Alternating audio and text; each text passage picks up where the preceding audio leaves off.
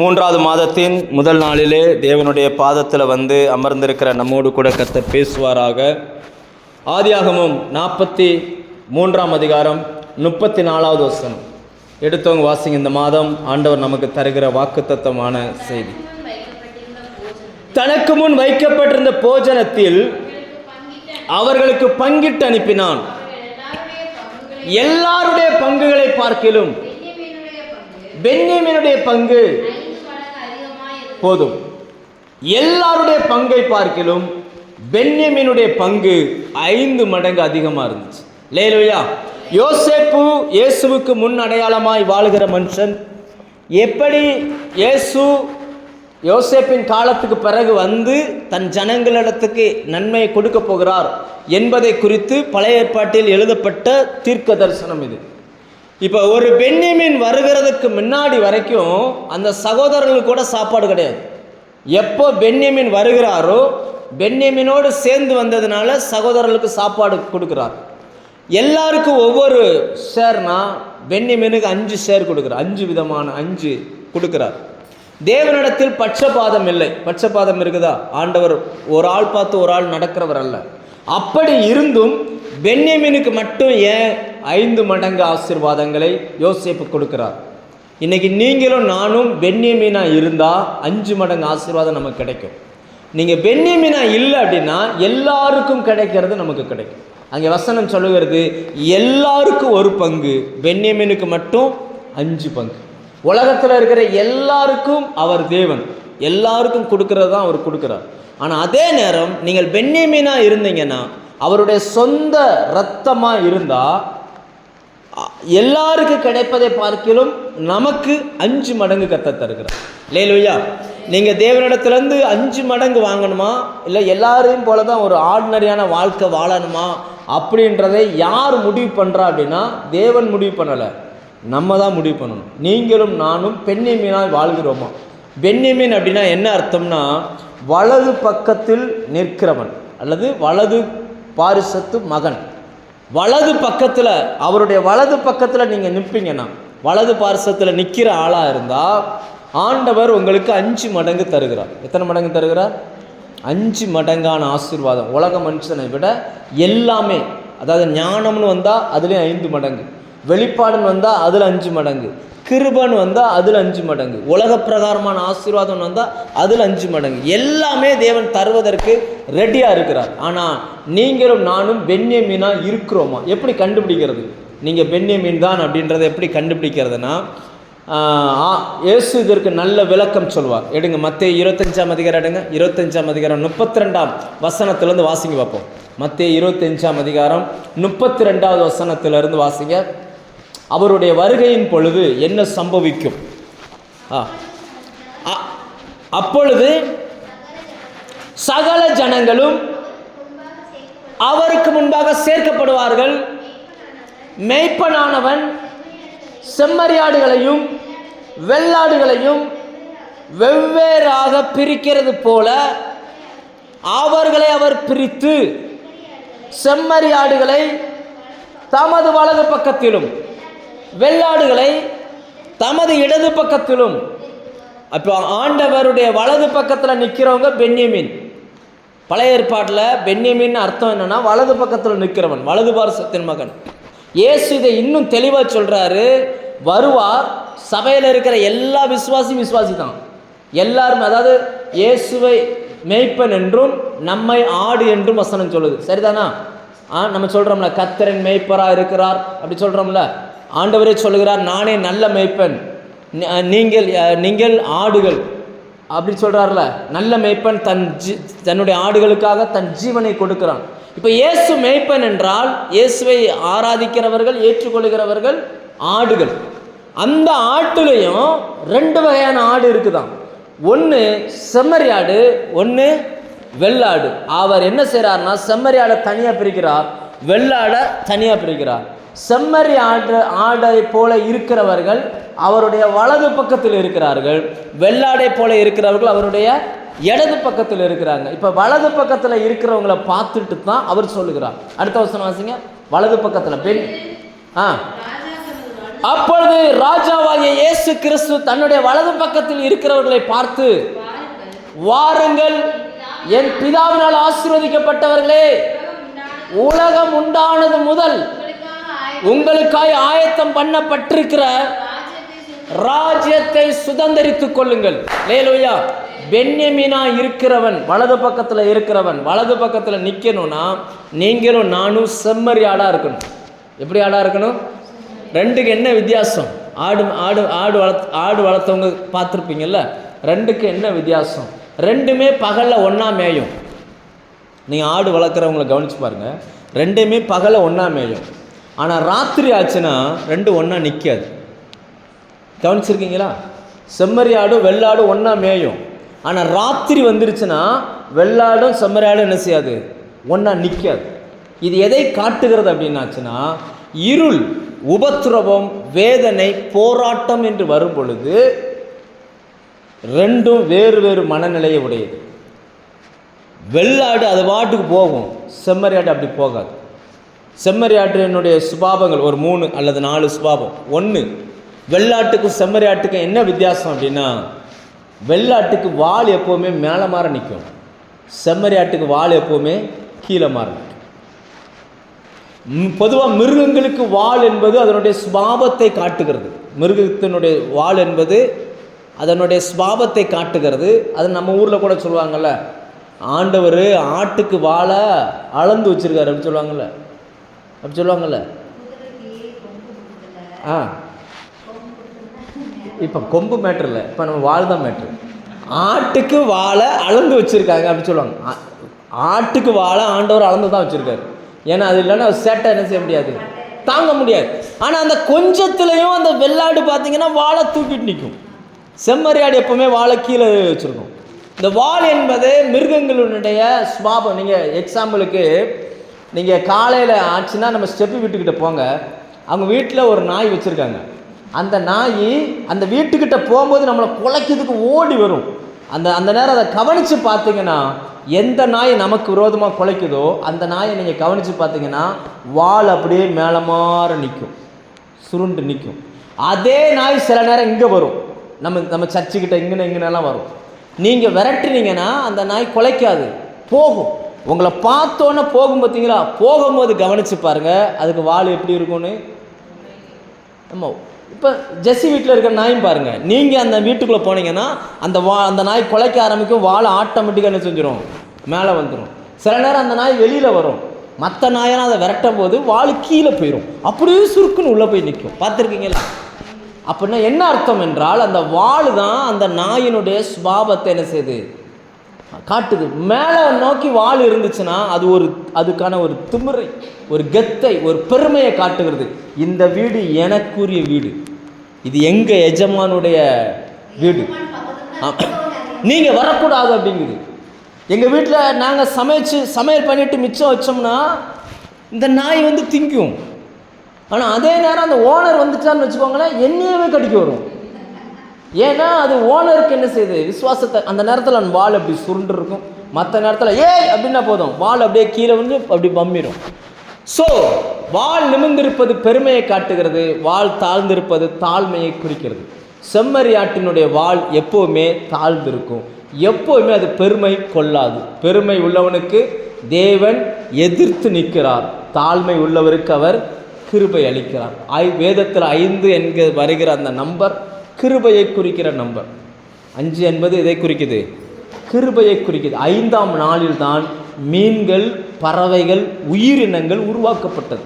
அப்போ பென்யமீனுக்கு 5 மடங்கு கொடுக்குறாரு அப்படின்னா, வலது பக்கத்தில் இருக்கிறவனுக்கு 5 மடங்கு ஆசீர்வாதம்னா, வலது பக்கத்தில் இருக்கிறவன் தாழ்மை உள்ளவனாக இருக்கிறான், அவனுக்குள்ள பெருமை கிடையாது. இன்றைக்கி நீங்கள் பென்யமீனா இல்லையான்றதை எப்படி கண்டுபிடிக்கலான்னா, உங்களுக்குள்ள பெருமை இருக்குதான்றதை கொஞ்சம் செக் பண்ணி பாருங்கள். ஜாதி பெருமை, நிறப்பெருமை, பணப்பெருமை, நான் எங்கள் ஏரியாவாக்கும், நம்ம இடத்துக்கு வந்தால் ஒரு மாதிரி பேசுகிறது, நாம் அங்கே போனால் பவ்யமாக இருக்கிறது, இதெல்லாம் இருக்குதான்னு என்ன செய்யுங்க, செக் பண்ணிக்கோங்க. இந்த சுபாவம் இருந்துச்சுன்னா அவர் நமக்கு 5 மடங்கு ஆசீர்வாதம் தர முடியாது. எல்லாரையும் போல தான் என்ன செஞ்சிடும், எல்லாரையும் போல தான் நம்மளும் இருப்போம். இயேசுவை அறியாதவனுக்கு என்னவோ அதுதான் நமக்கும் கிடைக்கும். ஆனால் நீங்கள் தாழ்மை உள்ளவர்களுக்கு அவர் கிருபை அளிக்கிறார். தேவன் தன்னுடைய கிருபையை யாருக்கு கொடுக்குறாருன்னா, எந்த மனுஷன் தாழ்மையாய், அதை பார்த்தீங்கன்னா அந்த வெள்ளாடுகள் வாளை உயர்த்தினபடினால் இடது பக்கம், பின்னாடி நீங்கள் படித்து பாருங்கள், இடது பக்கம் நிற்கிறவங்கள பார்த்து சொல்லுவார், சபிக்கப்பட்டவர்களே அப்படிம்பார்.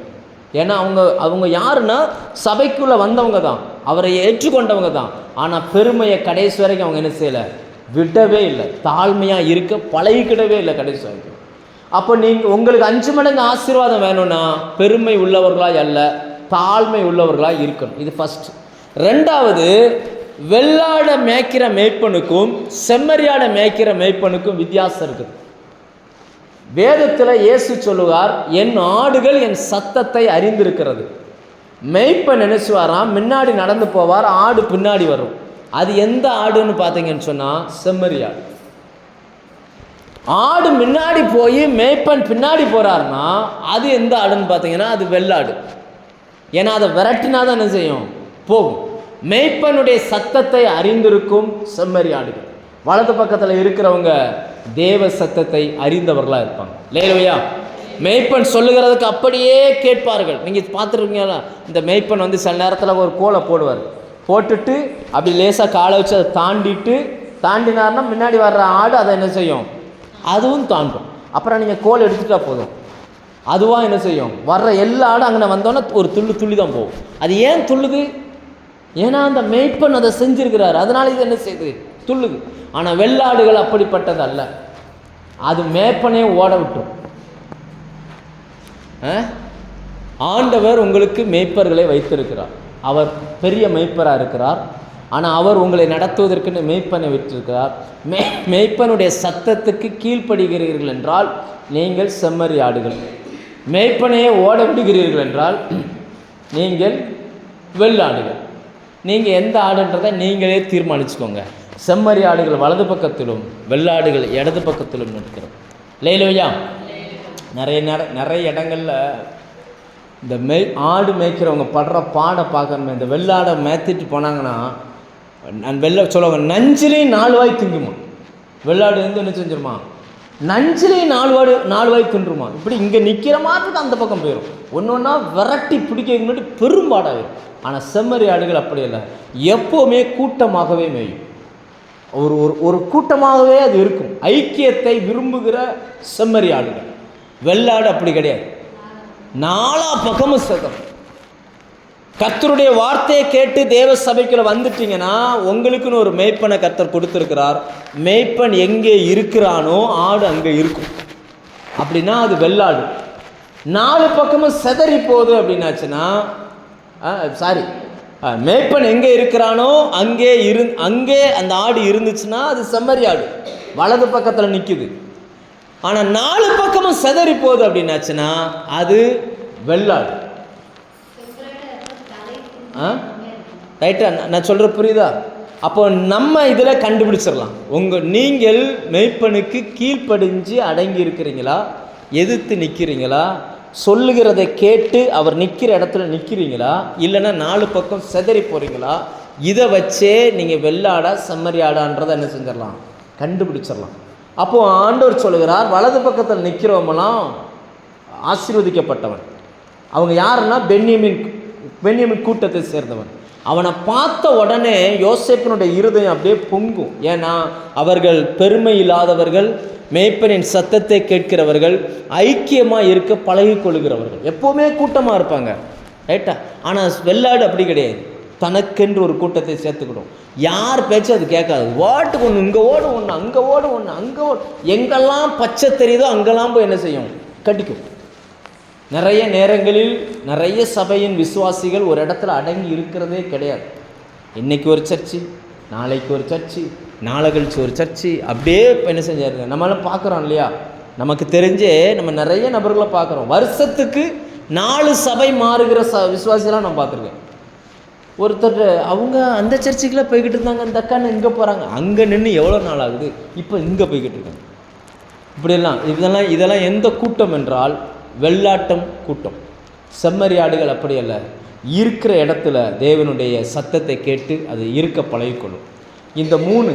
4வது இந்த பென்யமீனுடைய இன்னொரு சுபாவம். எடுங்க, ஆதியாகமம் 45 அதிகாரம் எடுங்க. ஒவ்வொருத்தரை குறித்து யாக்கோபு சொல்லும் பொழுது இந்த பென்யமீன் சுபாவத்தை சொல்லுகிறான். 27 வசனம். பென்யமீன் பீறுகிற ஓனாய், காலையில் தன்னுடைய இரையை பட்சித்து மாலையில் தான் கொள்ளையிட்டதை பங்கிடுவான். பென்யமீனுடைய ஆரம்பம் என்னவோ பட்சிக்கிற ஓனாய். எப்படிப்பட்ட ஓனாயா? ஆமா, பட்சிக்கிற ஓனாய், அடித்து கட்டித்து சாப்பிடக்கூடிய பழக்கம். இன்னும் சொல்லப்போனால் ஆண்டவர் சொல்லுவார், ஒருவரை ஒருவர் கடித்து பட்சிக்காதிருங்கள் அப்படின்னு சொல்லி. எப்போவுமே காயப்படுத்துகிறபடி பேசுகிறவர்கள், காயப்படுத்துகிறபடி நடந்து கொள்கிறவர்கள் இவங்க. பென்யமீன் ஆரம்ப நாட்கள் அப்படி இருந்துச்சு. ஆனால் வர வர வர அந்த பென்யமீனை குறித்து சொல்லப்படுகிற அடுத்த சாட்சியை பாருங்கள். உபாகமம் 33 எடுங்க. 12 வசனம் வாசிங்க. ஆரம்பத்தில் என்னவோ ஓனாய், பட்சிக்கிற ஓனாய் இருந்த மனுஷன் 12 வசனத்துக்கு வரும்பொழுது உபாகமம் 33:12, 33 அதிகாரம் 12 வசனம். பென்யமீனை குறித்து கர்த்தருக்கு பிரியமானவன், அவரோட சுகமாய் தங்கி இருப்பான், அவனை எந்நாளும் அவர் காப்பாற்று. ஆரம்பம் என்னவோ கோபக்காரன், பட்சிக்கிறவன், கஷ்டப்படுத்துகிறபடி பேசுகிறவன். ஆனால் வர வர பாருங்க, ஆதியாகமத்தில் கோபக்காரன், அடுத்து யாத்திராகமோ, லேவியராகமோ, எண்ணாகமோ, உபாகமோ, இப்போ அடுத்தடுத்து வர வர வர வர அவனுடைய சுபாவம் மாறிடுச்சு. மாறி அவன் வசனம் சொல்கிறது, பென்யமீனோ கர்த்தருக்கு பிரியமானவன். எவ்வளவுக்கு எவ்வளவு வெறுக்கப்படத்தக்கவனாக இருந்தானோ அதே மனுஷன் இப்போ எப்படி மாறிட்டான்? பிரியமானவனாக மாறிட்டான். நீங்கள் ரட்சிக்கப்பட்ட புதுசில் உங்களுடைய சுபாவங்கள் எல்லாம் இப்போ வர வர மாறி இருக்குதான்னு கொஞ்சம் செக் பண்ணி பாருங்கள். கோவப்படுறவங்களா இருந்தால் இப்போ கோபம் என்ன செஞ்சுருக்கணும்? மாறி இருக்கணும். எரிச்சல் படுகிறவங்களா இருந்தால் அந்த எரிச்சல் மாறி இருக்கணும். திட்டுகிறவர்கள் அந்த திட்டுற குணமெல்லாம் என்ன செஞ்சுருக்கணும்? மாறி வர வர மாறுதுன்னா நீங்கள் பென்யமீன். நீங்கள் யார்? பென்யமீன். மாறவே இல்லை. அப்போ தொடங்கி 15 வருஷத்துக்கு முன்னாடி எப்படி இருந்தனோ அப்படியே இப்பவும் இருக்கிறேன் அப்படின்னா நீங்கள் என்ன இல்லை, நீங்கள் பென்யமீனாக மாறலை. அதுக்கு பதிலாக இடது பக்கத்து ஆட்களாக பெருகிட்டு இருக்கிறீங்கன்னு அர்த்தம். லேலூயா. ஸோ இன்றைக்கி நம்முடைய சுபாவங்கள் எப்படி இருக்கிறது? வருஷத்தில் அந்த மாதத்தின் முதல் நாளில் வந்திருக்கிறோம். வலது பக்கத்தில் இருக்கிறவனுக்குன்னு ஸ்பெஷல் ஆசீர்வாதங்களை ஆண்டவர் வைத்திருக்கிறார்.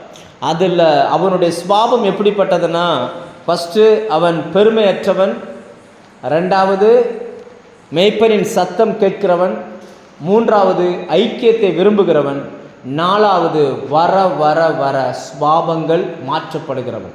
கடைசியாக இவனுக்கான நன்மை என்ன அப்படின்னு பார்த்தீங்கன்னா, நம்ம மத்தேயு 25 அதிகாரத்தில் வாசிக்கிறோம். அந்த 34, 35 40 வரைக்கும் வாசிச்சிங்கன்னா அவர் சொல்லுவார், நான் பசியாக இருந்தேன், எனக்கு சாப்பாடு கொடுத்தீங்க. அப்படின்னா இவங்க மட்டும் சாப்பிட்றவங்களா இல்லை, இவங்க மற்றவங்களுக்கு கொடுக்குறவங்களா இருக்காங்க. எப்படிப்பட்டவங்களா இருக்காங்க? ஆண்டவர் சொல்ல, நான் சாப்பாடு இல்லாமல் இருந்தேன், எனக்கு சாப்பாடு கொடுத்தீங்க, ட்ரெஸ் இல்லாமல் இருந்தேன், எனக்கு ட்ரெஸ்ஸு கொடுத்தீங்க அப்படின்னார். அப்போ கொடுக்கிறவர்களாக இருக்கிறார்கள். அவர்கள் கொடுக்கும் பொழுது ஏழைக்கு இறங்குகிறவன் கர்த்தருக்கு கடன் கொடுக்கிறான். அவன் கொடுத்ததே அவர் திரும்ப கொடுப்பார் வசனம் சொல்லுது. இன்னைக்கு அந்த கொடுக்கிற சுபாவம் நம்மகிட்ட இருக்குதா? வலது பக்கத்தில் நிற்கிறவர்கள் கைமாறு கருதாமல் என்ன செய்கிறாங்க? கொடுக்குறாங்க. கொடுத்துட்டு கிடைக்கும்னு கொடுக்கல, அவங்க கைமாறு கருதாமல் கொடுக்குறாங்க. அதனால தான் பின்னாடி கேட்குறாங்க, ஆண்டவரே நீங்கள் எப்போ பசியாக இருந்தீங்க, நாங்கள் எப்போ உங்களுக்கு கொடுத்தோம் அப்படின்னு கேட்குறாங்க. அப்போ இயேசுவினுடைய பதில் அங்கே என்ன அப்படின்னாச்சுன்னா, அவர் சொல்கிறாரு, இந்த சிறியரில் ஒருவனுக்கு எதை செய்கிறீர்களோ அதை எனக்கே செய்கிறீர்கள் அப்படின்றார். லேலோயா. நம்ம வாங்குகிற சம்பளத்தை நாம் முழுவதும் சாப்பிடுகிறோமா, நம்ம மற்றவங்களுக்கு கொடுக்குறோமா? கொடுக்கிற சுபாவம் உள்ளவர்கள் வலது பக்கத்தில் நிற்கிறாங்க, கொடுக்காதவர்கள் இடது பக்கத்தில் நிற்கிறாங்க. பின்னாடி படித்து பாருங்க. அவங்கள பார்த்து சொல்லுவார், சபிக்கப்பட்டவர்களே, பிசாசுக்காகவும் அவனுடைய சீசர்களுக்காகவும் உண்டாக்கப்பட்ட நரகத்துக்கு போங்கள் அப்படின்பார். நரகம் பிசாசுக்காக உண்டாக்கப்பட்டது. ஆனால் பெருமை இருந்துச்சுன்னா, மேய்ப்பனுடைய சத்தத்துக்கு எதிர்த்து நின்னீங்கன்னா, ஐக்கியப்படாமல் ஒதுங்கி நின்னீங்கன்னா, நாலா பக்கமும் செதறி போனீங்கன்னா, வர வர சுபாவத்தை மாற்றலைன்னா, கொடுக்குற சுபாவத்தில் வளரலைன்னா எங்கே தான் போய் நிற்பாங்க? இடது பக்கத்தில் போய் நிற்பாங்க. சபைக்குள்ளே வந்தும் அவரை மேய்ப்பனாக ஏற்றுக்கொண்டும் அவருடைய ஆடுகளாக இருந்தும் எங்கே தான் போய் நிற்பாங்க? ஏன்னா வசனம் சொல்லுகிறது இடது பக்கத்தில் அவங்க என்ன செஞ்சாங்களாம்? ஒரு கூட்டம் நிற்கும். ஆனால் உங்களை என்னையும் கர்த்தர் வலது பக்கத்தின் பிள்ளையாய் அவர் பார்க்கிறார். நீங்கள் வலது பக்கத்தில் நிற்க போகிறீங்களா, இடது பக்கத்தில் நிற்க போகிறீங்களான்றது உங்களுடைய சுபாவத்தை பொறுத்து தான் இருக்குது. லேலோயா, நீங்கள் வாயை திறந்து 1000 ஆராதனை பண்ணலாம், அதை கண்டு ஊழியக்காரர் வேணால் ஏமாறுவார், கர்த்தர் ஏமாற மாட்டார். மனுஷன் ஆண்டவர் சாமுவேலை பார்த்து சொல்கிறார், சாமுவேல் நீ முகத்தை பார்க்குற, நான் இருதயத்தை பார்க்குறேன். நம்ம சில நேரங்களில் மனிதர்கள் பேசுகிற இன்பமான வார்த்தைகளை கேட்டு ஏமாந்துருக்கோம். ஐயோ நல்ல விசுவாசி, எப்படிப்பட்டவங்க தெரியுமா, அவங்க அப்படி ஜெபிப்பாங்களாம் அப்படின்னு சொல்லி. ஆண்டவர் சொல்வார், நீ அவனுடைய முகத்தை பார்த்துருக்க, அவன் இருதயம் எப்படின்னு எனக்கு தான் தெரியும். யோசிச்சு பாருங்க, தாழ்மை என்பது முகத்தில் அல்ல, இருதயத்தில். சத்தியத்தை கேட்டு அதன்படி கீழ்ப்படுகிற சுபாவம் இருதயத்தில். ஐக்கியத்தை விரும்புகிறோமா விரும்பலையான்றது இருதயத்தில். வர வர சுபாவங்கள் மாறி இருக்கா மாறலையான்றது இருதயத்தின் நிறைவினால் வாய் பேசும். 5வது, கொடுக்கணுமா கொடுக்க வேண்டாமான்னு தீர்மானிக்கிறது எங்கன்னா இருதயத்தில். லேலோயா, பெற்றுக்கொள்வதற்கு இவ்வளவு கை விரியுது, எனக்கு நிறைய வேணும் ஆண்டவரேன்னு கேட்குறோம். ஆனால் கொடுக்கணும்னு வரும்பொழுது எவ்வளோதான் வருது? கொஞ்சம். அந்த ஏழை விதவை 2 வெள்ளி காசை கொண்டு வந்து போட்டான்னா தனக்கு இருந்ததெல்லாம் கொடுத்துட்டா. இந்த சுபாவம் சின்னையிலேருந்து அந்த பெண்ணுக்குள்ளே இருந்திருக்கு. ஆரம்பத்திலேருந்து கொடுக்குற பழக்கம் இருந்ததுனால தான் இப்பவும் அவங்களால என்ன செய்ய முடியுது? கொடுக்க முடியுது. எல்லாம் நல்லா இருக்கும் போதே கொடுத்து பழகலைன்னா கஷ்டம் வரும்பொழுது நமக்கு கொடுக்கறதுக்கு மனசே வராது. ஆண்டவர் சொல்கிறார், நான் பசியாக இருந்தேன், எனக்கு நீங்கள் சாப்பாடு கொடுத்தீங்க. நான் ட்ரெஸ் இல்லாமல் இருந்தேன், எனக்கு ட்ரெஸ் எடுத்து கொடுத்தீங்க. நான் வியாதியில் படுத்திருந்தேன், என்னை விசாரிக்க வந்தீங்க. நான் ஜெயிலில் இருந்தேன், அப்போ வியாதியில் படுத்திருந்தா விசாரிக்க வரணும்னா அர்த்தம் என்னென்னா ஆஸ்பத்திரி ஊழியம் செய்யணுன்றது மட்டும் அர்த்தம் இல்லை. பாவம் ஒரு வியாதி, விடாத பாவத்தில் பிடிச்சிரு பாவ நோயால் பாதிக்கப்பட்டிருக்கிறவர்களே நீங்கள் போய் அவங்கள என்ன செய்யணும்? சுவிசேஷத்தை அறிவித்து அவங்களை சுகமாக்கணும். நிறைய பேர் சிறையில் சிக்கியிருக்கிறாங்க. சிறைச்சாலையில், கடன் ஒரு சிறைச்சாலை, சிலருடைய சுபாவங்கள், பாவ பழக்க வழக்கங்கள் சிறைச்சாலை. இப்படி சிக்கி இருக்கிறவங்களை விசாரிங்க, போய் பாருங்கள். மரணத்துக்கு நியமிக்கப்பட்டவர்களை விடுவிக்க கூடுமானால் விடுவிங்க. உங்களால் முடிஞ்சதை நீங்கள் சுவிசேஷத்தை என்ன பண்ணுங்க, செய்யுங்க. கர்த்தருக்காகவும் சுவிசேஷ ஊழியத்திற்காகவும் கொடுத்தவர்கள் ஒரு நாளும் கெட்டு போனதா சரித்திரமே கிடையாது. ஏலோயா, நான் சொல்ல புரியுதா? அப்போ அந்த 5 சுபாவமும் நம்மக்கிட்ட இருக்கணும். இன்றைக்கி நம்ம எப்படி இருக்கோன்றதை கொஞ்சம் யோசிச்சு பாருங்கள்.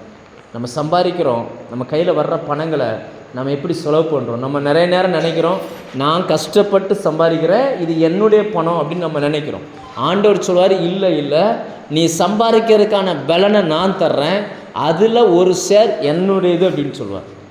ஆனால் நம்ம என்ன பண்ணோம் அப்படின்னாச்சுன்னா, ஆண்டவர் சொல்வார், 9 நீ வச்சுக்கோ, 1 பங்கு மட்டும் எனக்கு கொடு அப்படின்றார். நாம் அந்த 1 பங்கையும் சேர்த்து காலி பண்ணி எக்ஸ்ட்ரா 2 பங்கு கடன் வாங்கி அதையும் சேர்த்து காலி பண்ணி அப்படி போய்கிட்டு இருக்கு இல்லையா? விதைக்கிறவனுக்கு விதையும் புசிக்கிறவனுக்கு ஆகாரத்தையும் கர்த்தர் தருகிறார். நெல் அறுக்கிறவங்க ஒரு பங்கு எடுத்து வச்சுருவாங்க, விதை நெல். ஏன்னா இதை அடுத்து எல்லாத்தையும் சாப்பிட மாட்டாங்க, இதை வச்சுக்கிடுவாங்க. ஏன்னா இதை விதைச்சி தான் அடுத்து அறுக்கணும்னு சொல்லி. ஆனால் நம்ம என்னவோ என்ன இல்லை, விதை நெல்லையும் சேர்த்து சாப்பிட்டுட்டு அடுத்து விதைக்கிறதுக்கு என்ன பண்ணுறதுன்னு பார்த்துக்கிட்டு இருக்கிறோம். அதனால தான் நிறைய நேரங்களில் தேவனால் தேவ ஜனங்களை பொருளாதாரத்தில் ப்ளஸ் பண்ணவே முடியலை. ஏன்னா கொஞ்சத்திலேயே அவர்கள் உண்மை இல்லை. இவர்கள் அதிகமாய் கொடுத்தாலும் இப்படி தான் இருப்பாங்க. ஆண்டவர் சொன்ன, கொஞ்சத்தில் உண்மையாரு, உன்னை அநேகத்தின் மேல் அதிகாரியாக வைப்பேன். ஸோ இந்த வார்த்தையை கேட்கிற உங்களுக்கும் சரி, ஒருவேளை இது ஆன்லைனில் கேட்க போகிறவங்களுக்கும் சரி, ஒன்றே ஒன்று தான், கர்த்தர் வலது பக்கத்தில் இருக்கிறவனுக்கு எல்லாரை பார்க்கலும் 5 மடங்கு கொடுக்குறான். அந்த மனுஷனுடைய சுபாவம் எப்படி இருக்கணும் அப்படின்றத நீங்கள் படித்து அதற்கு தகுந்தபடி உங்களை என்ன செஞ்சுக்கோங்க, ஒப்பு கொடுத்து கொள்ளுங்க. ஆண்டவருடைய வார்த்தை சொல்லுகிறது, உங்கள் வஸ்திரங்களை அல்ல, உங்கள் இருதயத்தை கிழித்து உங்கள் தேவனாய கர்த்தரிடத்தில் மனம் திரும்புங்கள். லேலூயா. இன்றைக்கி தேவை ஒரு நல்ல மனம் திரும்புதல். எத்தனை இடங்களில் நம்ம பெருமையாக பேசுகிறோம், யோசிச்சு பாருங்கள். எவ்வளோ இடங்களில் நம்ம பெருமையாக பேசுகிறோம். நம்ம ஆண்டவர் சொல்கிற தாழ்மை உள்ளவன், நீ என்னாலும் எதை பார்த்தாலும் நான் இதற்கு தகுதி இல்லாதவன், கர்த்தர் எனக்கு இதை தந்தார் அப்படின்ற அந்த மனநிலையில் நம்ம என்ன செய்யணும், பார்க்க பழகிக்கிடணும். ஏன்னா தன்னை தான் தாழ்த்துகிறவன் உயர்த்தப்படுவான். ஆண்டவர் சொல்லிக் கொடுக்கும்போது எப்படி சொல்லிக் கொடுக்காருன்னா, கல்யாண வீட்டுக்கு போனால் கூட உயர்வான இடத்துல உட்காராத, தாழ்வான இடத்துல உட்காரு அப்படின்றார். ஏன்னா தாழ்வான இடத்துல உட்கார்ந்தீங்கன்னா அந்த அந்த கல்யாண வீட்டில் உள்ளவங்க உங்களை கூட்டிகிட்டு போய் உயர்வான இடத்துல உட்கார வைப்பாங்க. அப்படி உட்கார வச்சா அது உங்களுக்கு கனம். எடுத்தெடுப்புலேயே போய் எங்கேயாவது போய் ஒரு இடத்துல முன்னாடி உட்காந்துட்டிங்கன்னா, ஒருவேளை பெரிய ஆள் யாராக வந்தாங்கன்னா உங்களை தூக்கி என்ன செஞ்சுருவாங்க, அங்கே உட்காருங்க அப்படின்றோம். அது உங்களுக்கு கனவீனம். அதனால் உங்களை நீங்களே உயர்வாய் பார்க்குற அந்த பழக்கத்தை விட்டு வெளியில் வந்துடுங்க. மேய்ப்பனுடைய சத்தத்துக்கு செவி கொடுங்க. ஏன்னா கர்த்தர் பேசுகிறான். ஒரு நம்ம என்னென்னா நிறைய நேரங்களில் ஊழியக்காரங்களை என்ன நினைக்கிறோன்னா, ஒரு மனுஷன் தானே, அவருக்கு தோணுதெல்லாம் பேசிக்கிட்டு இருப்பார்ப்பா அப்படின்னு நம்ம நினைக்கிறோம். தோணுதெல்லாம் பேசுறதில்லை. ஆண்டவர் சபைக்கு பேசணும் அப்படின்னா ஒரு ஊழியக்காரனை பயன்படுத்தி தான் பேசுகிறான். ஆவியானவர் சபைகளுக்கு சொல்லுகிறதை காதுள்ளவன் கேட்க கடவன். அப்போ அந்த வார்த்தைகள் வருது அப்படின்னா கீழ்ப்படிய பழகுங்க.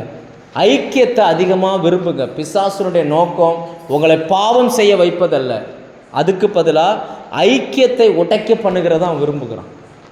ஐக்கியம் அப்போஸ்தலர் 1ஆம் அதிகாரத்தில் அவர்கள்லாம் ஐக்கியப்பட்டு ஓரிடத்துல ஒன்றாய் கூடி இருந்து 10 நாட்கள் உபவாசம் பண்ணி ஜெபம் பண்ணாங்க, காத்திருந்தாங்க. அப்போஸ்தலர் 2ஆம் அதிகாரத்தில் பரிசுத்த ஆவியானவர் இறங்கி வந்தார். ஐக்கியம் இல்லாத இடத்தில் அசைவுகளை நம்மால் பார்க்கவே முடியாது. லேலுயா, எங்கே அசைவு வேணுமோ அங்கே ஆவியானவர் வேணும். ஆவியானவர் எப்போ வருவார்னா நாம் ஐக்கியப்பட்டால் அவர் வருவார். லேலுயா. ஸோ அடுத்து கடைசியாக நான் சொன்ன பாயிண்ட் என்னென்னா, வர சுபாவத்தை மாற்றிக்கொள்ளுங்கள். கொடுக்காதவர்கள் கொடுக்க பழகுங்க. இல்லாததின் படி அல்ல, இருக்கிறதின் படி. உங்களால் 5 ரூபா தான் கொடுக்க முடியுமா, மற்றவங்களுக்கு ஏதாவது ஹெல்ப் பண்ணணும்னு நீங்கள் அதை யோசிங்க. நீங்கள் எங்கேயாவது போகும்போதே ஒரு 5 ரூபா 10 ரூபா எடுத்துகிட்டு போங்க. யாருக்காவது தான தர்மம் கொடுக்கணும்னு நினச்சி கொடுங்க. உங்களுக்கு ட்ரெஸ் எடுக்கும்போது மற்றவங்களுக்கு சேர்த்து ஒரு ட்ரெஸ் எடுங்க. நீங்கள் புது ட்ரெஸ் எடுத்துகிட்டு பழைய ட்ரெஸ் அயன் பண்ணி கொடுக்காதீங்க. அதெல்லாம் தேவ சமூகத்தில் அங்கீகரிக்கவே படாது. ரைட்டா? நீங்கள் ட்ரெஸ் எடுக்கும்போது ஒரு 1000 ரூபாய்க்கு சேலை எடுக்க போகிறீங்கன்னா 500 ரூபாய்க்கு 2 சேலை எடுங்க. ஒன்று நீங்கள் வச்சுக்கோங்க, ஒன்று இன்னொரு ஆளுக்கு கொடுங்க. அப்படி எடுத்து கொடுத்து பழகுங்க. லேலுயா. நீங்கள் அப்படி பழகிட்டீங்கன்னா பார்க்குறதுக்கு கொஞ்சம் ஒரு மாதிரியாக இருக்கும், ஆனால் தேவனுடைய பார்வையில் அது ரொம்ப விலையேற பெற்று. லேலுயா. பென்யமீனுக்கு 5 மடங்கு கர்த்தர் கொடுத்தார். நீங்கள் ஏதாவது சுபாவங்கள் மாற்ற வேண்டிய இருக்குன்னா மாற்றிக்கொள்ளுங்க. மற்ற எல்லாரை பார்க்கலும் கர்த்தர் உங்களுக்கு நன்மையான ஈவுகளை கர்த்தர் தருவார். லேலுயா. ஜெபம் பண்ணுமா?